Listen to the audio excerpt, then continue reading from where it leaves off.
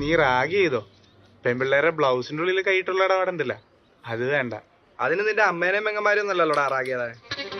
എടാ ഇടി പൊട്ടുന്ന ഉറപ്പായി കഴിഞ്ഞാ വർത്താനം പറയണ്ട, കൂടെ നിൽക്കണവനെ ആദ്യം ഇടിക്കണം.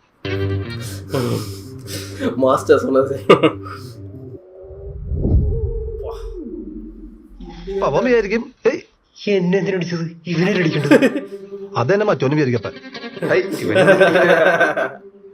എന്നെ അടിക്കണ്ട. ഈ ഗ്യാപ്പിൽ നീ മറ്റോനും അടിക്കണം. ഇടിന്ന് വെച്ചാണല്ലോ കിണ്ടിയിൽ ഇടിയക്കണം. டிஸ்ட்ராக்ஷனா സമയം കണ്ടിരിക്കാங்களா? ഇനി ഒന്നും നോക്കട്ടോ, ഇടി തുടങ്ങി കഴിഞ്ഞാൽ അമ്പലപ്പുറം വരും. സമയം എടുത്തിരിക്കാங்க. அடிலாம் பயங்கரமா இருக்குறாப்பா.